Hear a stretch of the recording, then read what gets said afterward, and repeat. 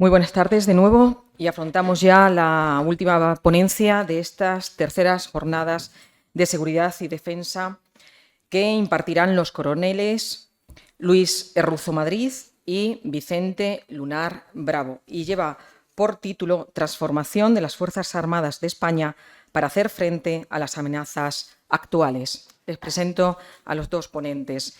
Luis Erruzo Madrid es coronel de caballería del Ejército de Tierra y abogado. Ha ocupado diversos puestos de unidades de su arma, finalizando como jefe del Regimiento de Caballería Farnesio XII. Ha sido profesor en la Escuela Interarmas y analista destinado en el Cuartel General del Ejército en las divisiones de Inteligencia y Planes y Organización.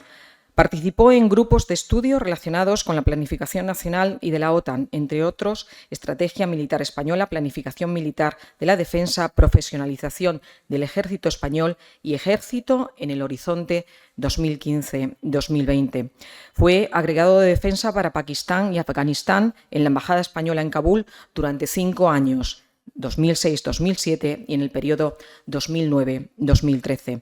Desde entonces mantiene la relación y el seguimiento del país. Posee títulos de posgrado, como el Máster Magíster Universitario en Paz y Defensa de Seguridad con la tesis La OTAN y su futuro, especialista en gestión y seguridad privada y diploma de estudios avanzados y transformaciones políticas en el este de Europa y la URSS. Don Vicente Lunar Bravo es coronel del Cuerpo de Intendencia del Ejército de Tierra, destinado actualmente como subdelegado de Defensa en Cáceres, dependiente de la Subdirección General de la Administración Periférica de la Subsecretaría de Estado de Defensa.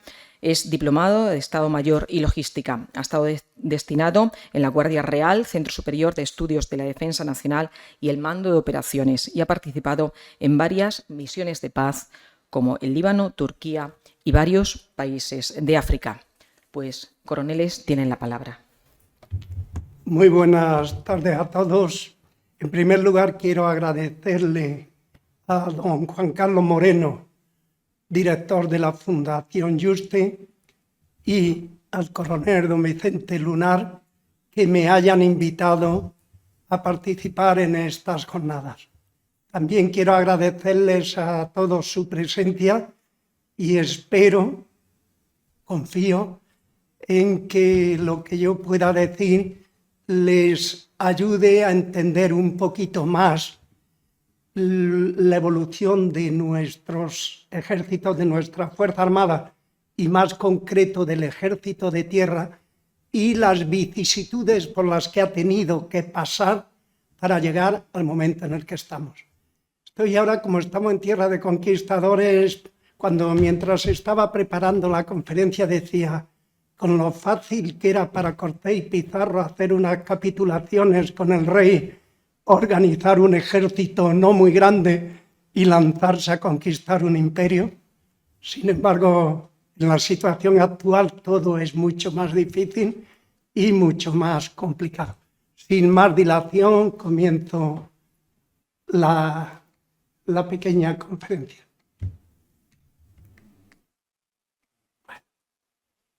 Bueno, quiero comenzar presentando, sobre todo para los que no lo conocen, un poco lo que es el Ministerio de Defensa, pero centrándome en la parte que son las Fuerzas Armadas.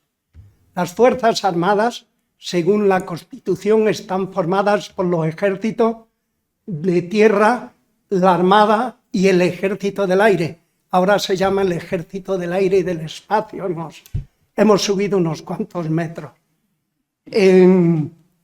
Todas estas Fuerzas Armadas están coordinadas por el Estado Mayor de la Defensa. Y luego tenemos una unidad que es la Unidad Militar de Emergencia, que nació en el Ejército de Tierra. Yo recuerdo cuando nació y lo que sufrimos para poder encajarla sin dañar demasiado al resto de las unidades, y luego últimamente se ha separado. El profesor ya mencionó lo que dice la Constitución española con respecto a las Fuerzas Armadas. La misión nuestra, la soberanía e independencia de España, y defender su integridad territorial y el ordenamiento constitucional.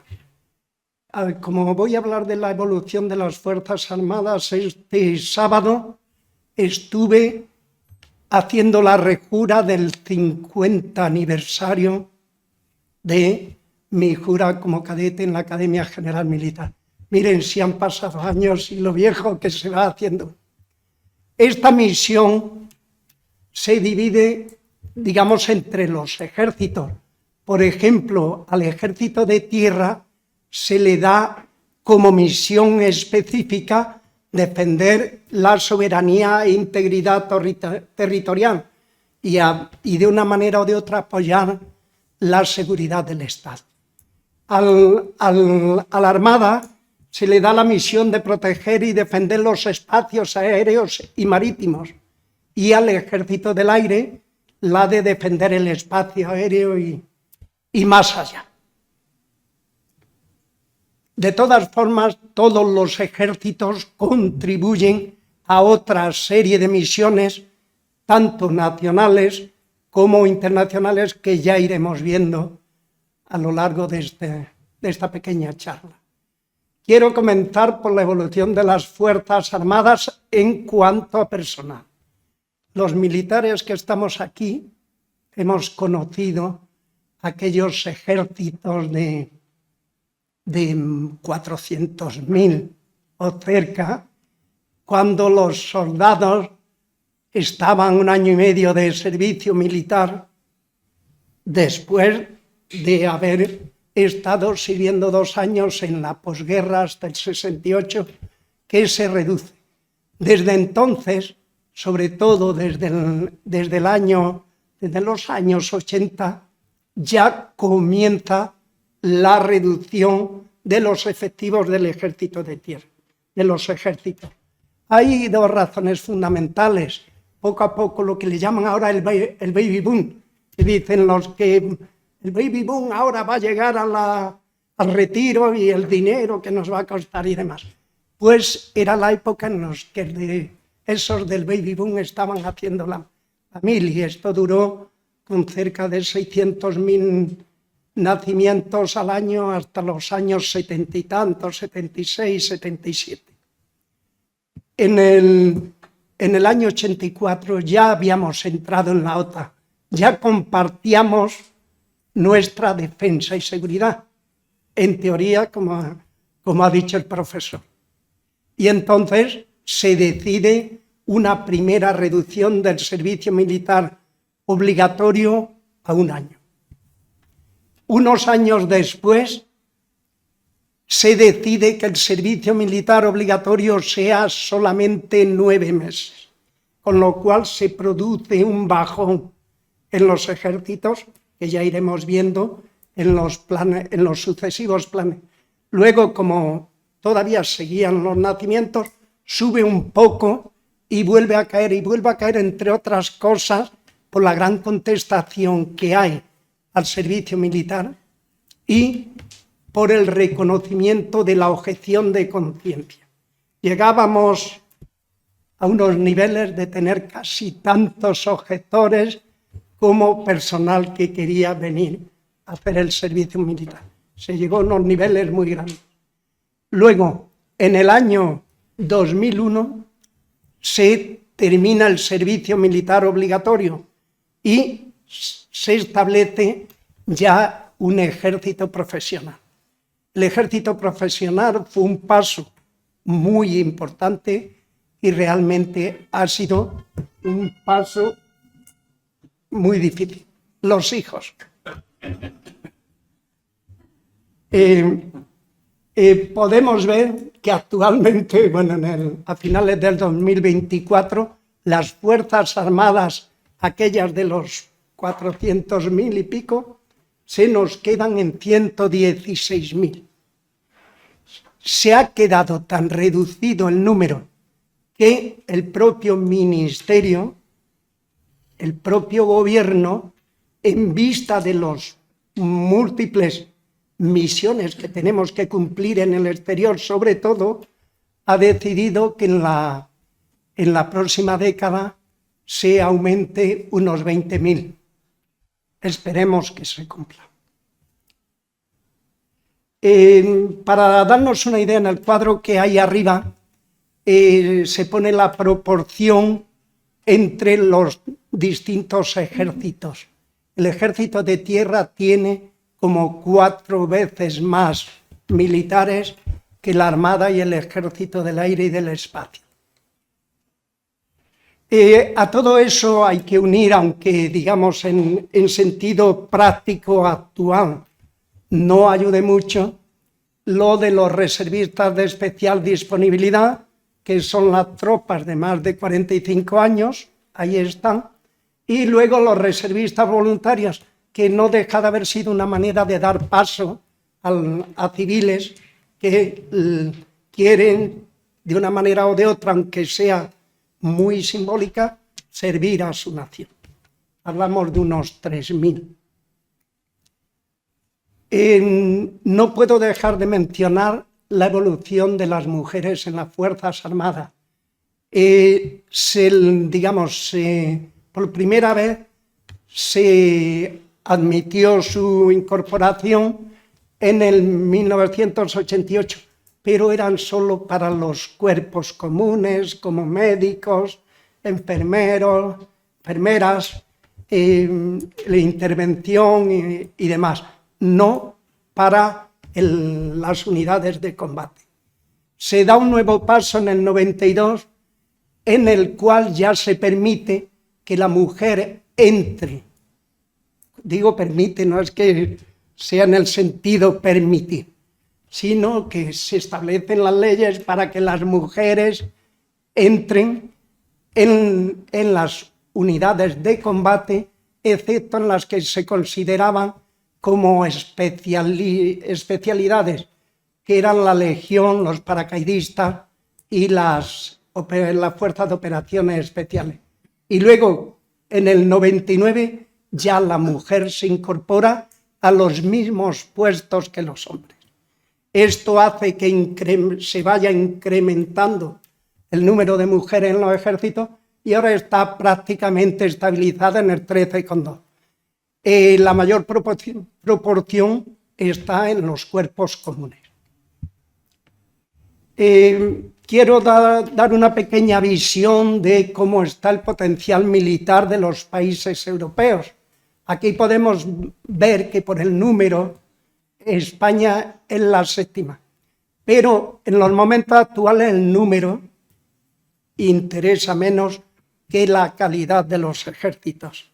Y la calidad se muestra fundamentalmente en los presupuestos adecuados, que son lo que permiten tener unos materiales adecuados de la última generación, los mejores posibles. Ahí podemos ver que España es la 4ª en estos momentos. Esto no se preocupen, que no voy a explicar cada uno de los mapas. Lo único que quiero que vean que España, si hubiera buscado mapas de antes, estamos hablando en el 1844, era prácticamente igual. Nosotros, desde hace muchos años, desde hace siglos, hemos tenido un ejército muy pegado al territorio, sobre todo a raíz de cuando se crea el Ejército Nacional y cuando perdemos nuestras provincias de ultramar. Entonces se han ido creando, se han ido formando, variándolas unas veces en un sentido, otras en otro, regiones militares en las que estaban o de cuyos capitanes generales también dependían las fuerzas. Quiero significar una cosa: el plan Massa. El plan Massa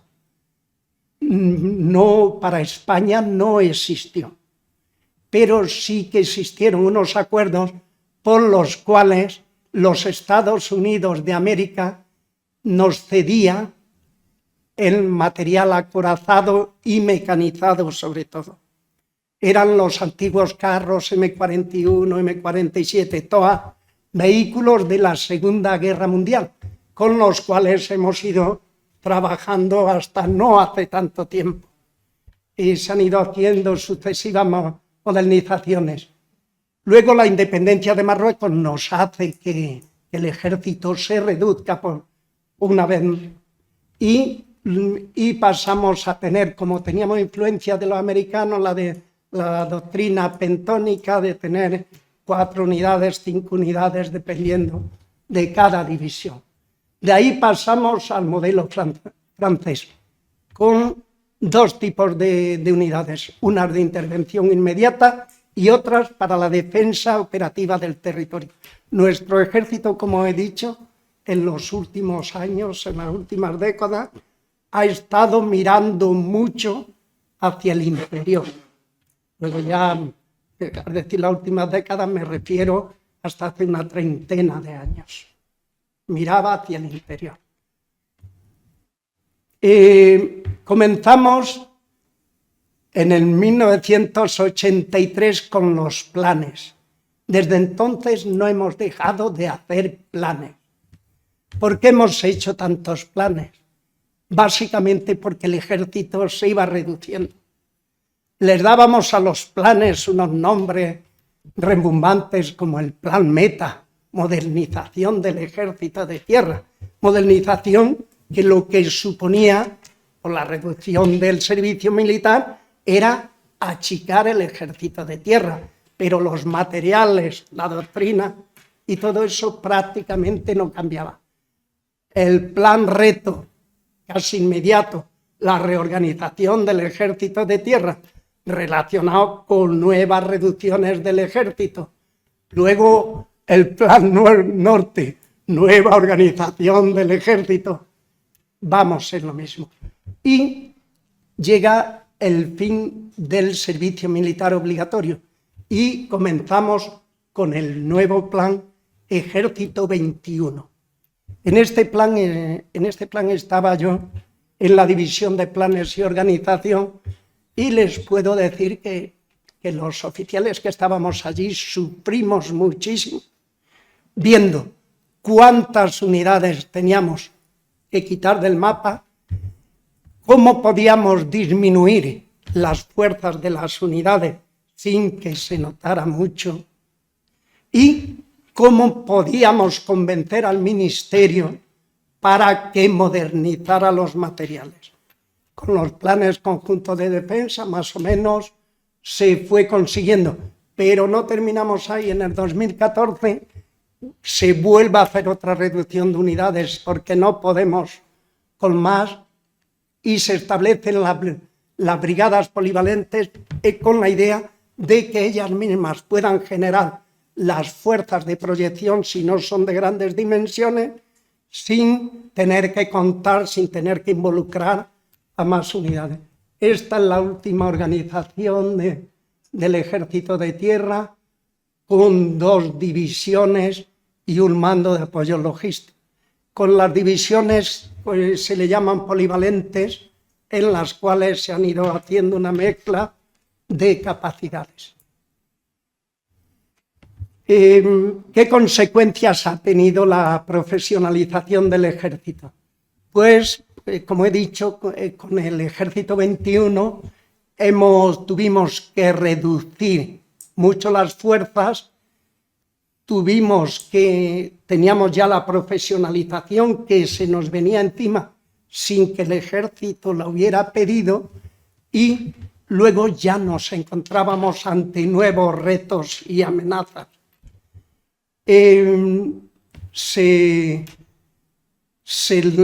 va disminuyendo todo lo territorial, se deja la mínima expresión, se externalizan muchos servicios, especialmente, por ejemplo, hablamos de comidas, de todo eso. Se adapta el sistema de formación de los nuevos soldados profesionales, puesto que ya los podíamos especializar más, iban sobre todo a trabajar junto con otros ejércitos.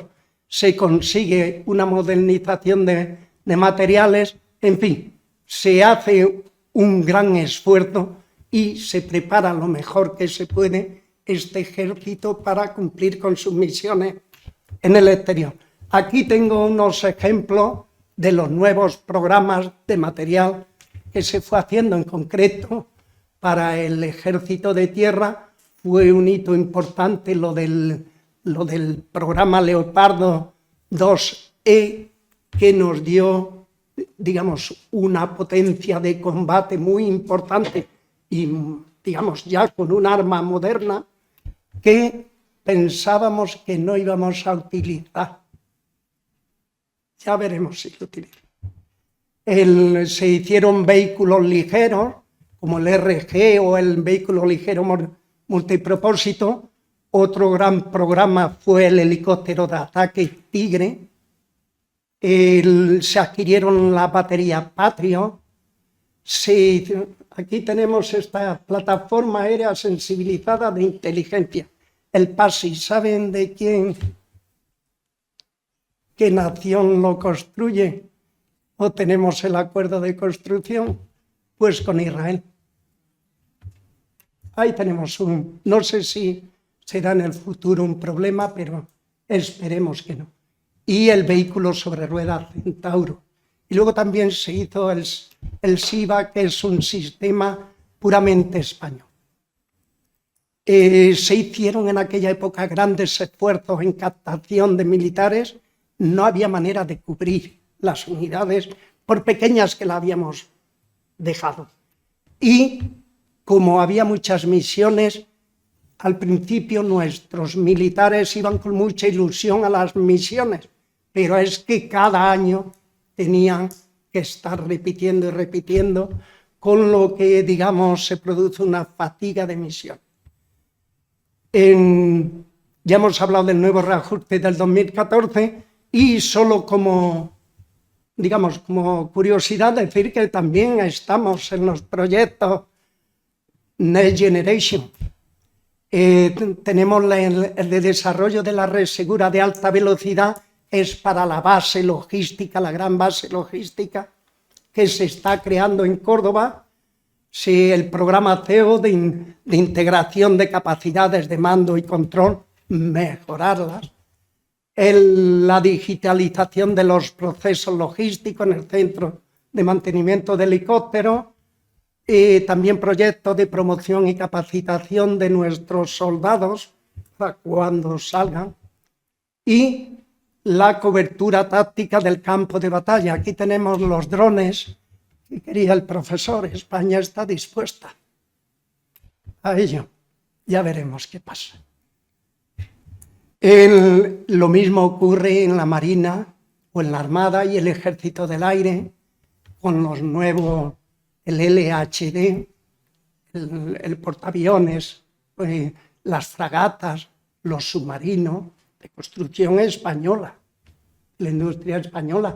También tenemos en el Ejército del Aire pues el NH-90 Lobo, el Airbus para transporte logístico, un gran avión. Yo creo que hay pedidos en el mundo, más de 200, el Eurofighter, y aquí tenemos el Falcon, del cual no comento nada porque todo el mundo lo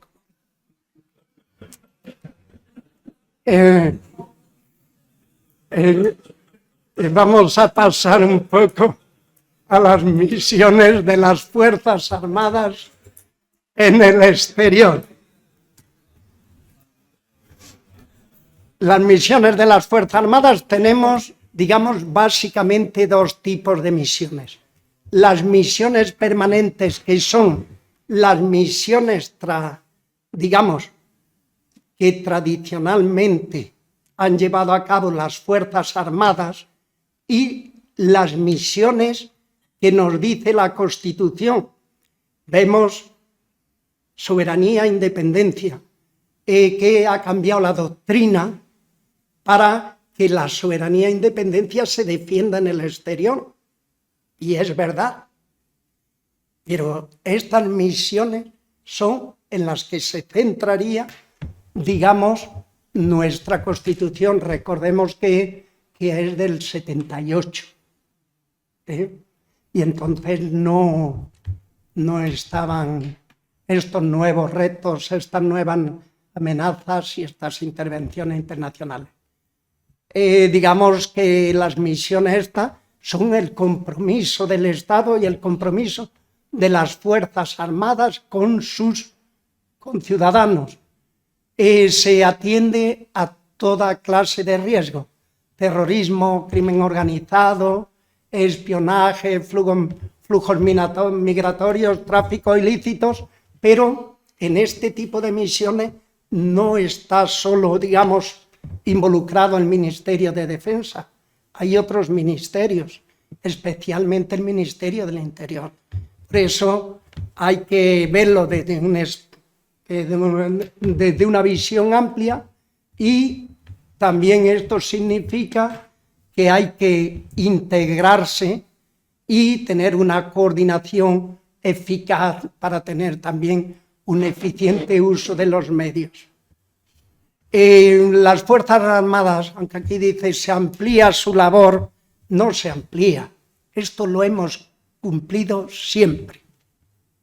Las Fuerzas Armadas han estado siempre en España a atender cualquier riesgo o catástrofe. Yo recuerdo cuando era joven capitán aquí en el CIR 3, ahora CEFOR, un incendio que se produjo allí en los alrededores.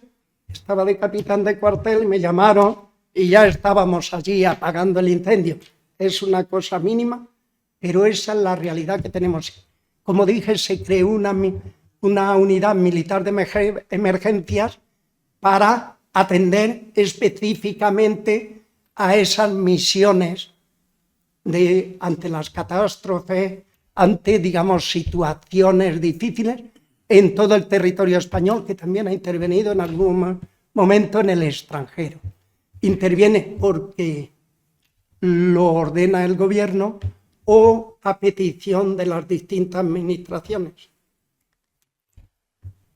Y luego tenemos misiones internacionales. ¿Dónde se hacen estas misiones? En países donde hay conflicto y en países donde hay inestabilidad o se prevé que pueden haber conflictos, para pararlos o para mitigar sus consecuencias. Tenemos misiones puramente militares y yo sé en algún caso que las hemos ejercitado. Pues son, como pongo ahí, unas cuantas: acciones de defensa y seguridad de territorios aliados y en otros territorios, acciones contraterroristas, acciones de vigilancia y seguridad, tanto aérea, marítima, terrestre, las acciones de capacitación militar para preparar a determinadas naciones que tengan unos ejércitos con los que puedan, digamos, mantener su ordenamiento constitucional, su integridad, su soberanía y demás. Y luego acciones de imposición de paz, que son distintas a las misiones de mantenimiento de paz. La imposición de paz se hace por la fuerza si es necesario. En cuanto a misiones de mantenimiento de paz, tenemos, por ejemplo, las cívico-militares, en las que intervenimos militares, interviene personal civil, organizaciones humanitarias, etc. Algunas de pura asistencia humanitaria, como es llevar ante una catástrofe, llevar medicamentos, llevar alimentos, en fin, ayudar. De cooperación internacional en favor del desarrollo de determinados países, acciones de desminado en países que han estado en guerra y de protección de civiles en momentos o lugares determinados. El tipo de estas misiones es larguísimo. Aquí pongo unas pocas: considerar la paz, la reconciliación, verificar acuerdos, en fin, muchas. Y ahora me voy a centrar un poquito en las misiones internacionales de nuestras Fuerzas Armadas y específicamente del Ejército de Tierra. Ya sabemos que hemos hecho misiones de todo tipo, misiones con la con la ONU, con la OTAN, con la Unión Europea y con una coalición internacional de países que normalmente previa autorización de la ONU. Nuestros militares han estado, iba a decir, en todas las partes del mundo, aunque no en todos los países del mundo, como es natural. Se han llevado a cabo más de 80 misiones, han participado más de 160.000 personas y desgraciadamente hemos tenido 172 bajas. Las mayores bajas se produjeron en Afganistán, principalmente debido a accidentes aéreos.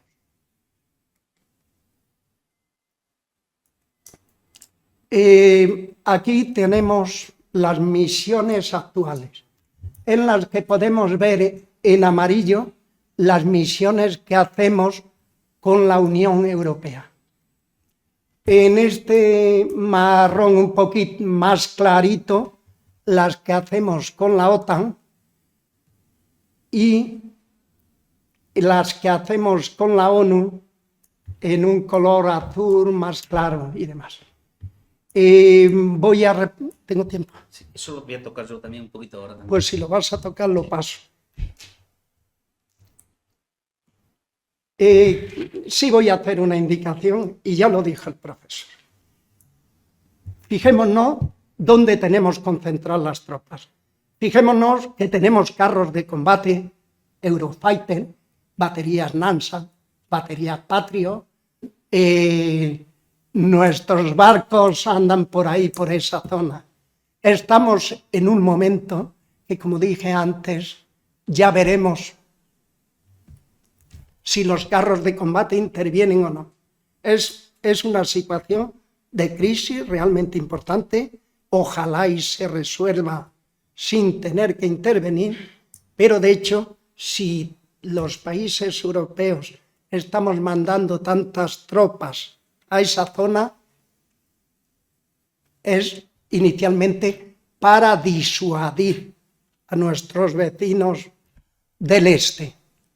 Y luego ya veremos si se consigue la disuasión, Dios lo quiera. En fin, ¿qué efectos han tenido las misiones internacionales para España? Hay que tener en cuenta, ya lo ha señalado el profesor, que España es uno de los países que más ha contribuido dentro de Europa a este tipo de misiones. ¿Para qué nos han servido? Pues nos han servido para demostrar que España tiene un compromiso con la paz internacional. Nos han servido también para ganar prestigio internacional y ante nuestros propios ciudadanos, que cada vez nos valoran más porque ven que somos útiles. Nos ayudan mucho para adquirir experiencia en misiones muy diversas y de una manera o de otra también ayudan a la interoperabilidad de la que ya habló el profesor, porque nos vemos obligados a aplicar doctrinas comunes y a que, por decir, nuestras transmisiones puedan conectar con la de nuestro vecino, que nos podamos integrar en cuarteles generales con 20 naciones más. Nos han ayudado mucho. Tenemos una serie de retos y de desafíos, como son las condiciones de seguridad, nuestros recursos limitados y la coordinación internacional, que yo creo que ahora es el gran problema, porque creo que no voy a insistir en ello porque ya el profesor lo ha dicho, cada uno pretende ir un poco a su aire. Como conclusión diría que las Fuerzas Armadas, voy a decir en los 50 últimos años, que es el tiempo en el que yo los conozco, si nos vamos más atrás también, están en constante evolución. Hemos entrado en organismos internacionales como son la OTAN en el 82, la Unión Europea en el 86, cayó el telón de acero en el 89, el fin de la Guerra Fría, ya la paz internacional que se presentaba. Ya no iba a haber problemas en el mundo.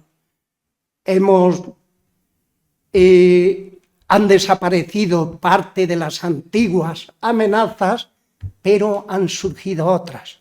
Y de las más destacables son el terrorismo internacional, luego las migraciones descontroladas, muchos conflictos locales, hambruna, muchas de ellas. Y digo, ¿y actualmente en la frontera internacional qué? A ver si vamos a volver a lo que dejamos atrás en el 89. ¿Cómo ha respondido a los retos? A la reducción de efectivos hemos hecho los reajustes y cambios de organización. Hemos modernizado los materiales.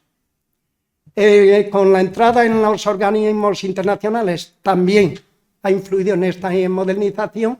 Vamos logrando interoperabilidad con los otros ejércitos y ante las nuevas misiones y amenazas nos estamos adaptando a nuestro trabajo con los demás ejércitos y también con los 3 aspectos que ya he mencionado antes.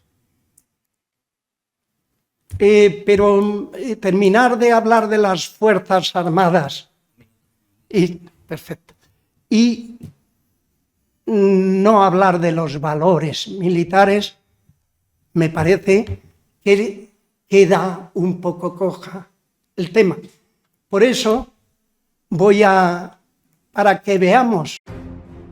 Este ejército que ves, vago al hielo y al calor, la república mejor y más política es del mundo, en el que nadie espere que ser preferido pueda por la nobleza que hereda, sino por la que él adquiere.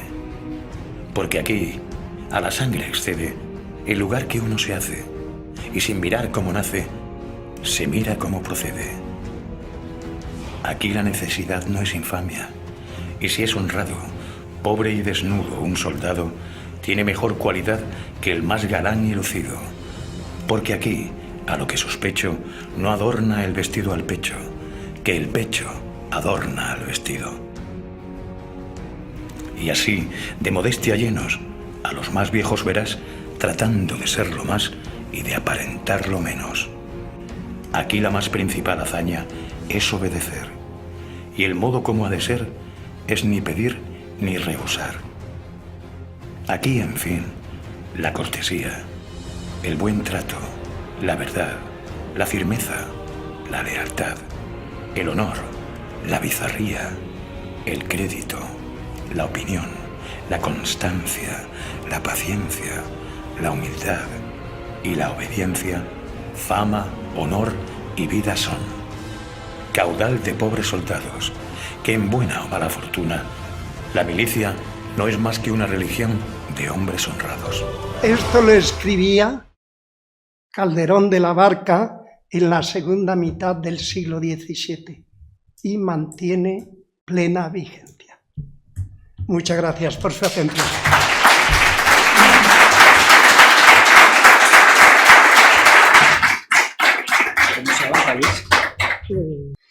Pues el coronel Luis Erruzo se le nota que su primer destino fue aquí, en esta casa. Entonces, luego ya pasó al CEFOD en el otro sitio, pero bueno, se nota que estuvo aquí y además es el capitán de cuartel del retén de incendios, entonces por eso te llamaron. A mí también me pasó en Córdoba. ¿Cómo debía ser? Como debía de ser, efectivamente. Pues brevemente, en 5 minutos, querría ver un poco, ensamblando la presentación del profesor, el ministro de Defensa de Portugal, país hermano, y del coronel, para que conseguir que por lo menos las señoras que nos acompañan en la sala duerman duerman más tranquilas esta noche, con el problema que se ha puesto, ¿no? Que sea las inquietudes que nos ha expuesto el profesor. Entonces, brevemente, pasa Luis, quería ver un poco el compendio de quién planifica, quién planea en el ejército, en el anterior, en el ministerio y en los ejércitos, todo lo que son las capacidades y, además de las capacidades, qué presupuesto tenemos, si lo podemos gestionar. Como apuntaba el profesor, lo dejaba entrever, que si lo aumentásemos no tenemos capacidad de gestionar el presupuesto, pero no nosotros, el Ministerio o los gestores, yo soy de Intendencia, sino la propia industria nacional. Aquí el Rheinmetall, la empresa que ha apuntado el profesor, esa va a 3 turnos y no hay más capacidad de producción, ¿vale? Bien, pues ahí tenemos la estructura actual con las personas actualizadas. Esto me lo mandan del mando de operaciones. Cada uno de mes se actualizan los datos de todas las misiones, etcétera, que ahora veremos. Pues bueno, efectivamente, la ministra de Defensa, la que en la Directiva de Defensa Nacional se solicitan las capacidades que tienen que tener los ejércitos, la Armada, el Ejército de Tierra, Armada y el Aire y el Espacio. ¿Y quién planea los recursos de los ejércitos que solicitan las capacidades? La Secretaría de Estado, que ensambla las capacidades, el planeamiento económico y también de infraestructura y de material, y la Subsecretaría de Defensa, de la cual dependemos en esta casa, la que planifica el recurso humano. Es decir, de nada nos vale adquirir drones si no tenemos gente especializada que sabe utilizar los drones, ¿de acuerdo? Eso hay que ensamblarlo. Ese planeamiento tiene que ser convergente. No vale comprar un material que no lo sabemos usar. Hay que formar a la gente. Eso lleva un planeamiento y además lleva ciclos, que lo habló ayer aquí el profesor, el capitán de navío, Eduardo Matres. Y esa capacidad que ellos tienen, quien las emplea son los que están abajo, los ejércitos. El GEME, el AGEMA, el almirante jefe de la Armada, y el general Braco como jefe de Estado Mayor del Aire y del Espacio, que son los que van a emplear todo lo que se ha obtenido. ¿Y cuál es la misión de los GEMES? Formar a la gente para las operaciones. Las operaciones las manda, las dirige el GEMAF a través del comandante del mando de operaciones. En este caso es de tierra. Es decir, el aumento del presupuesto, cuando decimos que ahora lo veremos el presupuesto, ¿España tiene que tener más presupuesto? Sí, pero no es aumentamos el presupuesto. Pues tiene que ir ensamblado y coordinado con el resto de personal humano, económico y material. El presupuesto... Pasa a la siguiente, Luis, por favor. Ahí vemos datos consolidados del año 2003, esos son datos consolidados de OTAN. España tiene un presupuesto ahí todavía en el 23 bajo. Calculo que serán unos 14.000 millones de euros en el año 2023. Pero ¿qué sucede? Que también hay un complejo de efectivamente, decir las cifras reales de defensa. Tan es así que, por ejemplo, el presupuesto de defensa tiene un crédito ordinario, que se aprueban los presupuestos o se prorrogan. Los presupuestos, como saben, pues los tenemos prorrogados desde el 23. Pero también hay un presupuesto de OMPs, que es el que yo me he dedicado a trabajar bastante con él, que es de contingencia. El fondo de contingencia es el 2% del gasto no financiero del Estado, el capítulo 2. Es decir, unos 1.170 millones de euros, que se dedicaban también a OMPs, pero no figura en el crédito original. ¿Por qué? Pues el tema...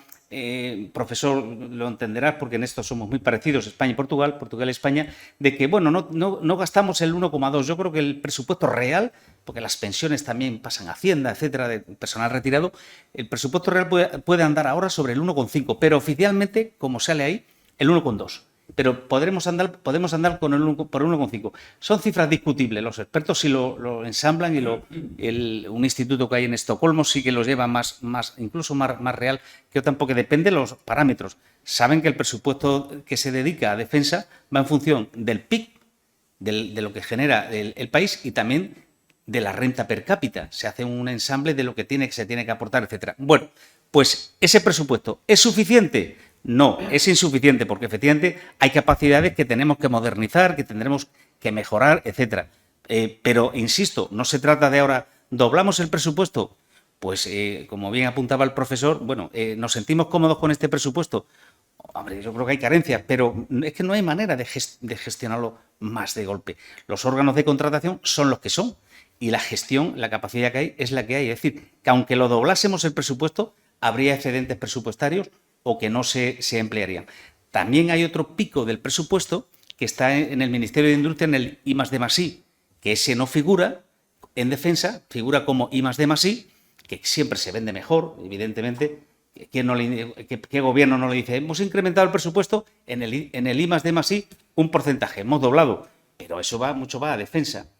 Insisto, ¿de acuerdo? O sea que un poco con las capacidades y viendo el ejército que tenemos, las capacidades que podemos adquirir, con el presupuesto que tenemos que ir gestionando, tenemos que ir ampliando, pero yo creo que nos podemos sentir relativamente satisfechos. Y un poco también, pasa Luis, por favor, como apuntaba antes el coronel y también el profesor, esa es la foto de ayer, de dónde estamos y como apuntaba el coronel Ruzo, bajo qué bandera o bajo qué organización o con qué organización estamos, ¿no? Y ahí efectivamente, ahí se invierte, el Ministerio invierte unos 1.170 millones anuales, que no es en la misión, sino también en preparar los submarinos, los barcos, las capacidades, etcétera, ¿no? Y efectivamente, como apuntaba el coronel, y por tranquilizar también al profesor de que ya la fuerza la tenemos proyectada. Efectivamente, la fuerza de reacción rápida se crea en 5 días, no se ha creado, efectivamente, pero ya la tenemos en las zonas. ¿Y por dónde está, si se dan cuenta, en la fotografía, todo en el flanco este de la OTAN? En el flanco este, pues en las repúblicas bálticas, en Polonia, en Rumanía, en Bulgaria, estamos bajando ahí. ¿Por qué? Haciendo como una contención. Esas son fuerzas OTAN. Y hay muchas capacidades proyectadas. Por ejemplo, en los países bálticos, precisamente en Estonia, de donde es la señora que lleva la seguridad y la política exterior de seguridad común, ahí tenemos baterías Patriot que son defensas antiaéreas. En Lituania tenemos Eurofighter, defensa aérea, cazas, o sea que eso es una capacidad que tenemos ahí. Efectivamente, también como apuntaba el coronel Ruzo, del buen hacer de las misiones de paz de España ya en la década del 2010, etcétera, vino de que, por ejemplo, el señor Javier Solana fuera secretario general de la OTAN, ¿de acuerdo? O sea que sí, efectivamente, en las misiones de paz, junto con el ejército de Portugal, o Fuerzas Armadas portuguesas, pues sí nos podemos juntar con franceses, con italianos, al mismo nivel o con norteamericanos. Yo donde está con ellos no tenemos nada. El inglés es distinto porque tenemos otro acento, pero no desentonamos, ¿eh? Bien, pues ahí quería poner un poco dónde estamos, ¿no? Con la capacidad que estamos. Y bueno, pues creo que podemos sentirnos relativamente satisfechos y tranquilos, pues dónde estamos. Digo, en el flanco este de la OTAN. Y también España aporta mucha fuerza ahí al flanco este. También, ¿por qué? ¿Qué mensaje quiere mandar España? En el flanco este ayudamos, colaboramos, para que si alguna vez tenemos un problema en el flanco sur, que está prohibido decirlo, profesor, como sabes, pues también que tengamos esa reciprocidad, ¿de acuerdo? También es cierto que hay capacidades, como por ejemplo las Patriot que hay en Turquía, que por ejemplo Estados Unidos no la quiere compartir con Turquía y se la prestamos nosotros. Son defensa antiaérea, eso estaba para defensa de los misiles de Siria, si sobrevolaban el espacio o iban a Siria. Entonces lo tenemos en el sur, en Adana, ahí lo defiende España, que figura ahí. Y bueno, pues esa es la cuestión que quería comentar un poco de que efectivamente el presupuesto de defensa, cómo nos hemos adaptado a las necesidades que tenemos, lo tenemos relativamente bien empleado. Tenemos un ejército, unas fuerzas armadas bien entrenadas, con las misiones que ha apuntado el coronel Ruzo, que no son pocas. Y, profesor, también ya estamos desplegados, o sea que podemos estar un poco tranquilos, ¿no? Y sobre todo también en África, que eso es otra cuestión de otra conferencia que sería, porque efectivamente el problema nuestro de España es el África subsahariana y es donde no debemos descuidarlo. Y también son las misiones que se ve por África, un cinturón de misiones de proyección, misiones que hablaba el coronel, de proyección de estabilidad para que esos países estén estables, contengan la inmigración ilegal y no nos inunden, por decirlo así, ¿no? Entonces, bueno, es un poco el resumen de lo que quería comentaros de cómo nos hemos adaptado a los cambios estratégicos o geopolíticos que nos apuntaban ayer en la conferencia. Pues nada, Juan Carlos.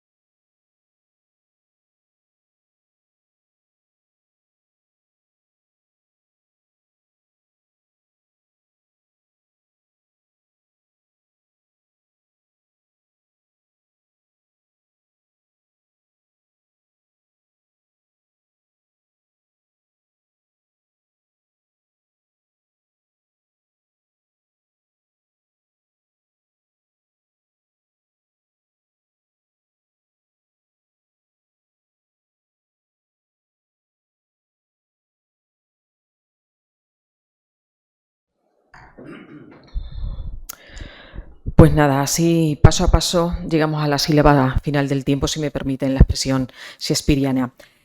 Procedemos a la clausura de estas terceras jornadas de seguridad y defensa en el espacio iberoamericano y ya para clausurarlas vamos a llamar al director de la Fundación Academia Europea Iberoamericana de Yuste, Juan Carlos Moreno, que toma la palabra para poner fin a estas jornadas.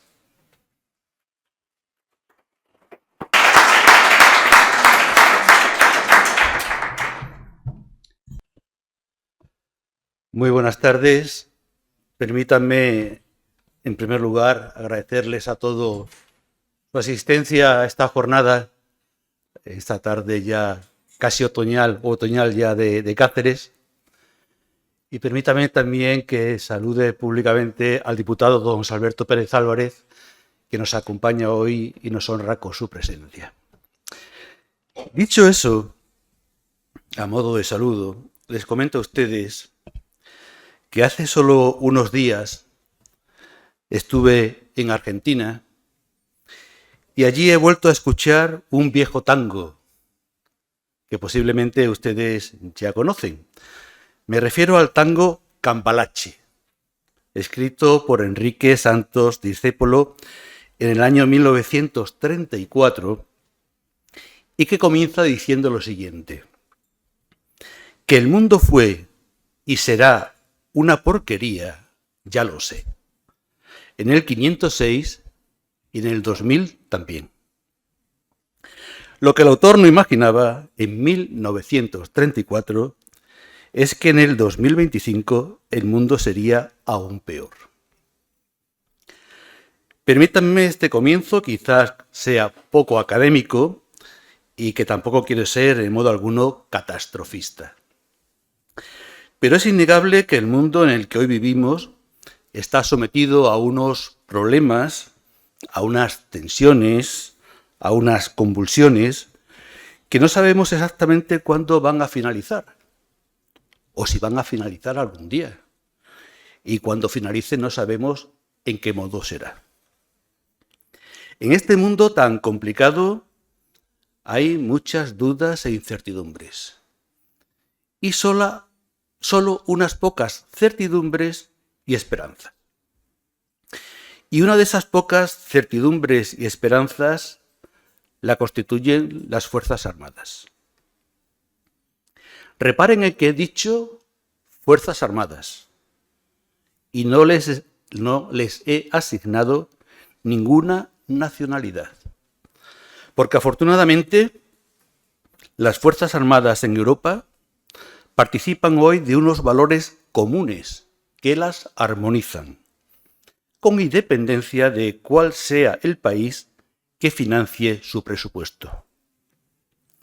Europa necesita de unas Fuerzas Armadas coordinadas, cohesionadas y alineadas en la defensa, la solidaridad y la cooperación. Si Europa quiere ser algo más que un conglomerado de 27 Estados miembros, si Europa quiere convertirse en una auténtica unidad política fortalecida internamente, tiene que construir un espacio seguro de libertad y un espacio en el que rija un sistema real y efectivo de protección de los derechos fundamentales de las personas, con las garantías necesarias en la que, no la menor, es el equilibrio y el respeto entre los tres poderes del Estado. Esta afirmación no es gratuita, ni es una declaración amable hecha ante un auditorio como este, ligado por sentimientos semejantes de afecto y de respeto hacia las Fuerzas Armadas. Esta afirmación es la prueba de una evidencia. Y evidencia es que cuando hablamos de las Fuerzas Armadas, no hablamos solo de un conjunto de instrumentos y maquinarias, armas, carros de combate, buques, aviones, hechos para la guerra, sino que ante todo estamos hablando de hombres y de mujeres altamente preparados y cualificados que integran una institución ligada a nuestra historia y a nuestro presente y también a nuestro futuro, y que encarna valores universales. Nuestros militares no solo empuñan armas, sino que salvan vidas, protegen comunidades y ofrecen esperanza en medio de la adversidad. Que lo pregunten, por ejemplo, en Valencia. Y precisamente en los valores que no solo las Fuerzas Armadas españolas encarnan, pero que sí especialmente las Fuerzas Armadas encarnan, me quiero centrar. Hoy por hoy nuestras Fuerzas Armadas representan valores tan en desuso y tan añorados también como son el de vocación de servicio, el de respeto, el de lealtad, el de compromiso y el de entrega sin condiciones. No hay mejor carta de presentación para quienes son garantes de nuestra libertad y de nuestra seguridad.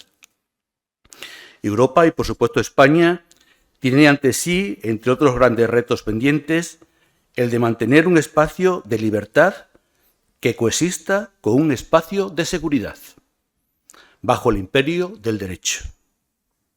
Y en ese difícil equilibrio es donde juegan un papel fundamental las Fuerzas Armadas.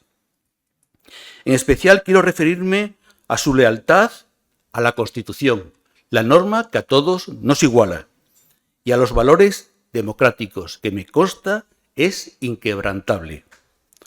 Nuestras Fuerzas Armadas destacan porque su poder no lo impone, sino que se legitima en los principios de defensa de la democracia, de promoción de los derechos humanos y de respeto a la dignidad de las personas. Hoy también son símbolo de adaptación y de modernidad. En un mundo donde la defensa no se libra solo en los campos de batalla, sino también en el ciberespacio o en el espacio exterior, España aporta innovación tecnológica, conocimiento y capacidad estratégica. Y todo ello lo hacen con un orgullo sereno y un sentido profundo de unidad nacional, dentro de una España diversa, pero unida en los valores que nos hacen fuertes. Todo lo que aquí he dicho sobre las Fuerzas Armadas españolas es aplicable también a nuestras hermanas Fuerzas Armadas portuguesas. Unas y otras forman lo que podríamos llamar Fuerzas Armadas ibéricas. En este sentido, me van a permitir que agradezca especialmente la presencia en estas jornadas del profesor José Alberto Aseredo López, que fue ministro de Defensa Nacional de Portugal y, por tanto, un gran defensor de los valores que he mencionado. El profesor Aseredo López es un amigo a quien profeso admiración y afecto y a quien considero, y sé que eso no te va a gustar, la considero una de las personas más cultas y preparadas que conozco.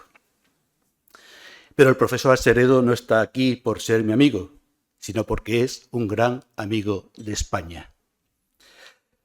En el ámbito de la cultura de defensa, de la necesaria cooperación nacional e internacional y de reivindicación de los valores que nos sostienen como sociedad, debe situarse el compromiso de la Fundación Juste con el Ministerio de Defensa y con nuestras Fuerzas Armadas, que aquí y ahora públicamente refrendo.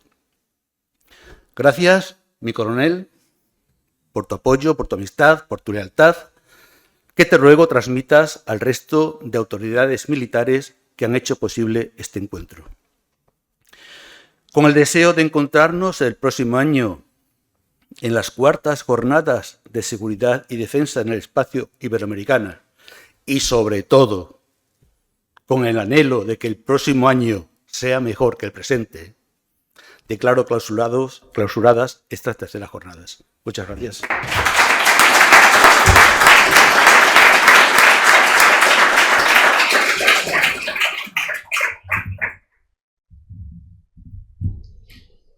Tú levantas la sesión.